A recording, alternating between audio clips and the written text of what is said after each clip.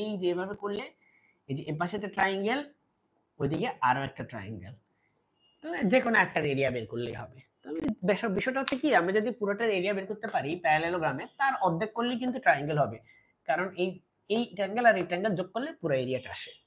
ঠিক আছে, আবার ওই দুটো ট্রায়াঙ্গেল আবার সমান। তো চলো আমরা একটু এখানে এখন এ ভেক্টর আর বি ভেক্টরের মান দিয়ে দিই। চলো, এ ভেক্টর হচ্ছে i cap minus J cap plus 2k cap, B vector হচ্ছে কি দেয়া যায়, 3i cap plus J cap minus K cap.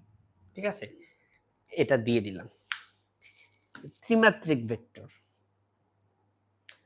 চলো এখন আমরা এটার এরিয়া বের করি। তার আগে আমি একটু জায়গা করে নিই, এখানে একটু জায়গা তৈরি করতে হবে আমাকে। আমি যেহেতু আমাদের আসলে এটা তুমি বুঝতেছো যে এখান থেকে কি বুঝাচ্ছি, যে প্যারালেলোগ্রামের এরিয়া বের করতে হবে, তারপর হচ্ছে এই ট্রায়াঙ্গেলের এরিয়া বের করতে হবে। প্যারালেলোগ্রামের এরিয়া বের করার পরে সামান্তরিকের এরিয়া বের করার পরে ট্রায়াঙ্গেলের এরিয়া বের করার জন্য জাস্ট হাফ দিয়ে ভাগ করলেই হবে।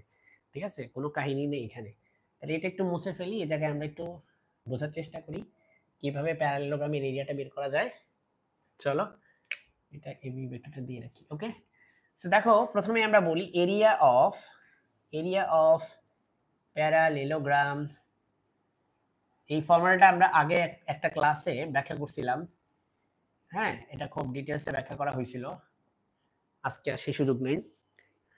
So area of A parallelogram হচ্ছে a ক্রস b এর ভ্যালুটা। তাহলে a ক্রস b বের করা, চলো a ক্রস b বের করা। এটা তো এইজন্য তো ক্রস প্রোডাক্ট নাম দিছি এটা, কারণ আমরা ক্রস প্রোডাক্ট রিলেটেড ম্যাথ করতেছি, বুঝতে পারছো? a ক্রস b বের করা। চলো a ক্রস b কিভাবে বের করে, প্রথমে হচ্ছে i cap J cap K cap, বুঝতে পারলা? i cap J cap K cap. তারপরে হচ্ছে তুমি প্রথম যে ভেক্টরটা আছে সেই ভেক্টরের উপাংশগুলো নাও। এই যে i ক্যাপের সাথে কি আছে 1, জে ক্যাপের সাথে কি আছে -1, কে ক্যাপের সাথে কি আছে 2, বুঝতে পারছো?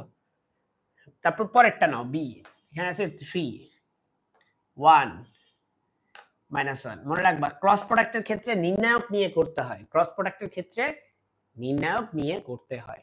তোমরা নির্ণায়ক পড়ে আসছো, সো এটা এত কঠিন কিছু হবে না তোমাদের জন্য। ওয়েল দেখো, এখন আমরা i ক্যাপ নিব, আমরা প্রথম সারি বরাবর বিস্তৃতি করব, i ক্যাপ নিব, তখন হচ্ছে এগুলা সব বাদ, এই যে এটা বাদ, এটা বাদ, এই সারি বাদ, এই কলাম বাদ, তাহলে থাকে -1 2 1 -1, এই যে। তারপর আমি জে ক্যাপ নিব, মাইনাস জে ক্যাপ লিখি। ওকে, তাহলে দেখো এই জে ক্যাপ, এই সারিটা বাদ, এই কলাম বাদ, তাহলে 1 2 3 1 2 3 -1। আমরা এটা মুছে ফেলে, এটা আর লাগবে না। তাহলে আমরা কে ক্যাপ নিয়ে পড়ে, চলো ওয়েল কে ক্যাপ নেই।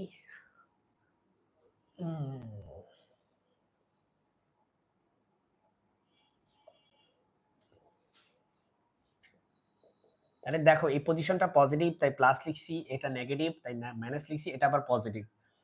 কে ক্যাপ নিলে এই সারি বাদ, এই কলাম বাদ, এই সারি বাদ, এই কলাম বাদ, তাহলে 1 -1 1 -1 3 1 3 1।